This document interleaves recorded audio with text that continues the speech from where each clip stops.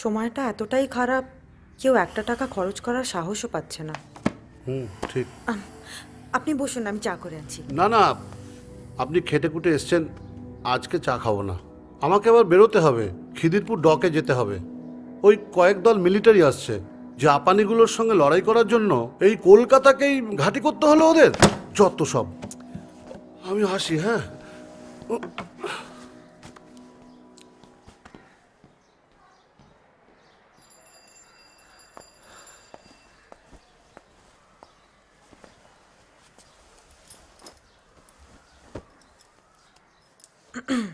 কদ্দূর?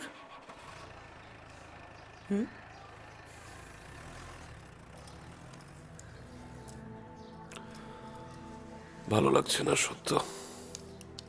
চারপাশে কাতারে কাতারে মানুষ মরছে, আর আমি বাড়িতে পায়ের ওপর পা তুলে কাব্য চর্চা করছি। আমাদের কতটুকু ক্ষমতা বলো তো? এইভাবে শরীর খারাপ করাটা কি ঠিক হচ্ছে? এই না, তোমার চিঠি। হ্যাঁ, অজিতকে দাও, পড়ো তো অজিত। এটা আবার কার?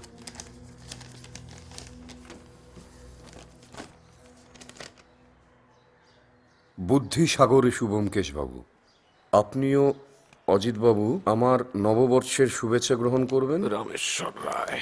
আপনার বুদ্ধি দিনে দিনে শশীকলার মতন পরিবর্ধিত হোক, অজিতবাবুর লেখনী ময়ূর পুচ্ছের মতো পরিণত হোক। আমি এবার চললাম। যমরাজের সমন এসেছে, খুব তাড়াতাড়ি গ্রেফতারি পরোয়ানা আসবে। ইদানিং বঙ্কিমবাবুর কৃষ্ণকান্তের উইল পড়তে পড়তে নানান চিন্তাধারা মাথায় আসছে। বয়স হচ্ছে তো, তাই ভগবানের নাম গান করতে করতে একটা ছড়াই লিখে ফেললাম। পরমহংসের দুভাগ করে গাইব তারই নাম গান। দ্বিতীয় ভাগে সুন্দর জোড়ো, প্রথমে জোড়ো ভগবান। কেমন লাগলো ছড়াটা? আপনার বুদ্ধির উপর আমার অগাধ বিশ্বাস।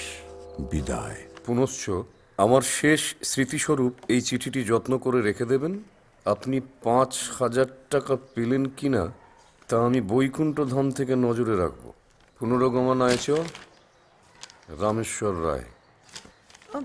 রামেশ্বর রায় মানে যার ফ্যাক্টরিতে সেটা তো প্রায় 5-6 বছর হয়ে গেল, এখনো দেখা সাক্ষাৎ হয়? না, দেখা সাক্ষাৎ হয় না, তবে বছরে দুবার করে চিঠি লেখেন, এই নববর্ষের সময় আর বিজয়ের সময়। সেই কেসটা সলভ করার পরেই তো তোমার কথাকে সে ভালোবেসে ফেললো। মানুষটা বেশ ভালো, যেমন বড়লোক তেমন রসিক। আমার একটা ধারণা ছিল বৌঠান, জানো, যে মা লক্ষ্মীরা পেঁচাকেই ভালোবাসে। ধারণাটা একেবারে আমার বদলে দিয়েছে।